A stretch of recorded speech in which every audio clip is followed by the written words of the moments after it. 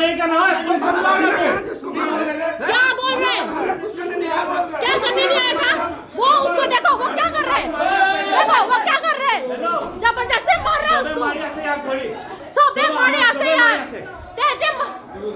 वो क्या किया? वो तो खड़ा के बात करे। निकू यहाँ बैठो, ये कुर्सी बैठ बैठ, यहाँ से हिलना मत। वीडियो रिकॉर्डिंग ऑन रख। हाँ, ये लोग सब फ्री में खाने वाला आदमी है, सब फ्री में खाने वाला आदमी है, सब दलाल लोग है, खड़ा है, सबको रोटी खाने आना है। किसी का कोई लेन देन नहीं है बीएन सिंह से, किसी का कोई लेन देन नहीं है बीएन सिंह से। ये लोग आए हैं। हाँ, मेरा मेरा भाई का है मेरा। हाँ, और ये कौन मारा है? ये कौन मारा है? ये कौन मारा है? कौन मारा है? ये कौन मारा? आप मारेगा, आप मारेगा तो मार खाएगा, आप मारेगा तो मार खाएगा।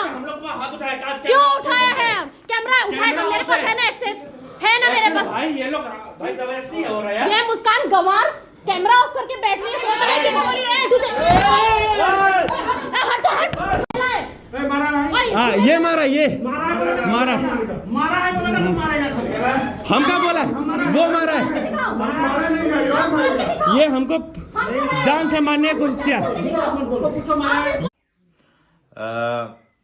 একাংশ সংবাদ মাধ্যমত কিছু পূৰ্বে এটা বাতৰি প্ৰকাশ হোৱা দেখিবলৈ পোৱা গৈছে। আচলতে দুলীয়াজানৰ এটা বিএন সিং পেট্ৰল পাম্প নামৰ পেট্ৰল পাম্পটোত কালি এক দুৰ্ঘটনা সংঘটিত হয়। কিছু আচলতে মাৰপিট সংঘটিত হয় দুটা ফৈদৰ মাজত, আৰু সেই সময়ত মই সেই ঠাইত উপস্থিত আছিলোঁ। আৰু লগে লগে দুয়োটা ফৈদৰ মানুহ আচলতে চিনাকি বিহাৰী সম্প্ৰদায়ৰ দুটা ফৈদৰ মাজতে গোটেই কাজিয়া পেচাল হৈছিল। তাত আমাৰো বহু চিনাকি লোক উপস্থিত আছিল, আৰু মই সেই সময়ত গৈ ডিপুটোত উপস্থিত হৈ তাত হৈ থকা কাজিয়াখন আচলতে অঁতৰাবৰ কাৰণে চেষ্টা কৰিছিলোঁ। আৰু ভিডিঅ'টো যিসকলে প্ৰত্যক্ষ কৰিছে তাত দেখিবই, মই এটাও মুখেৰে মাত মতা নাই। তাত সকলোকে কেৱল হাতেৰে অঁতৰাই মেলি পঠিয়াই দিছোঁ, আৰু তাত উপস্থিত থকা যিকোনো মানুহক সুধিলে এই বিষয়টো গম পোৱা যাব। গতিকে মোৰ নেতৃত্বত বা মই সেই ধৰণৰ কিবা অভিযোগ যি উত্থাপিত হৈছে, সেই অভিযোগ আচলতে এগৰাকী জনপ্ৰতিনিধিয়ে নিজৰ ৰাজনৈতিক অস্থিৰতাৰ কাৰণে বা নিজৰ ৰাজনৈতিক ভেটি হেৰুৱাব এনেকুৱা ধৰণৰ আকাংক্ষাত আহি পেলাই এনেকুৱা ধৰণৰ কাম কাজবিলাক বিভিন্ন লোকক ফোন যোগে মেছেজ যোগে কৰি থকা আমি দেখিবলৈ পাইছোঁ। গতিকে এইবিলাক নকৰিবৰ কাৰণে আহ্বান জনাইছোঁ। তাত যিসকল কালি উপস্থিত আছিল সেইসকলে গোটেই বিষয়টো জানে, আৰু মই সকলোকে এৰুৱাই পৰিস্থিতিটো সাম কাটিবৰ কাৰণে চেষ্টা কৰিছিলোঁ, কাৰণ সকলো আমাৰ দুলীয়াজানৰ চিনাকি লোক আছিল। গতিকে তাত মই উপস্থিত হৈ কাজিয়াখন এৰুৱাটো মোৰ দায়িত্ব বুলি মই অনুভৱ কৰিছিলোঁ। আৰু তাত যদি কোনোবাই ভিডিঅ' কৰিছে, ভিডিঅ' যদি কোনোবাই প্ৰত্যক্ষ কৰিছে, তেনেহ'লে আপোনালোকে নিশ্চিতভাৱে দেখিব তাত মোৰ আচলতে ৰোলটো কি আছিল বা মই কি ধৰণৰ ভূমিকা তাত পালন কৰিছোঁ। আৰু তাতোতকৈ ডাঙৰ কথা, এতিয়া মূল কথাটোলৈ আহোঁ। কালি ডিপুটোত উপস্থিত হোৱাৰ পিছত আটাইতকৈ ডাঙৰ কথাটো তাত জানিব পাৰিলোঁ যে বিএন সিং নামৰ যিটো ডিপু দুলীয়াজানৰ মাজমজিয়াত অৱস্থিত প্ৰায় 1.5-2 বিঘা মাটিত, সেই মাটিখিনি কাৰ? মাটিখিনি হৈছে অইল ইণ্ডিয়া লিমিটেডৰ। আৰু সেই মাটিখিনিত ব্যৱসায় কৰি আছে কোনে? ব্যৱসায় কৰি আছে যিটো বিএন সিং পেট্ৰল পাম্প, সেই পেট্ৰল পাম্পটোৰ স্বত্বাধিকাৰীগৰাকী উত্তৰ প্ৰদেশৰ নয়দাৰ নিবাসী। তেখেতে নয়দাতে থাকে, ইয়ালৈ নাহে।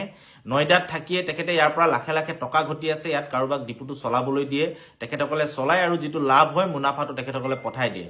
এতিয়া আমাৰ নয়দাৰ পৰা আহি ইয়াত কোনোবাই ব্যৱসায় কৰিছে, কিবা কৰিছে, এই ধৰণৰ কথাত আমাৰ একো আপত্তি নাই। সকলোৱে ব্যৱসায় কৰিব পাৰে, অসমৰ বিভিন্ন ঠাইত, ভাৰতবৰ্ষৰ বিভিন্ন ঠাইত ব্যৱসায় কৰিব পাৰে, কোনো ধৰণৰ আমাৰ আপত্তি নাই।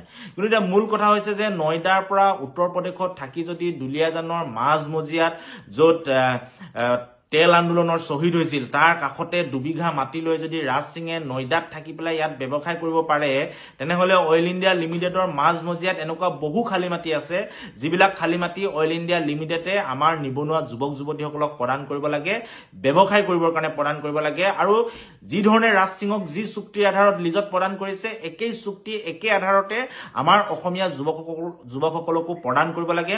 গতিকে মই সকলোকে খালী মাটি চাই অইল ইণ্ডিয়া লিমিটেডক যিকোনো ধৰণৰ ব্যৱসায়ৰ বাবে তেখেতসকলক পৰিকল্পনা কৰি সেই মাটিসমূহ লিজত দিবৰ কাৰণে আবেদন কৰিবৰ কাৰণে আহ্বান জনাইছোঁ।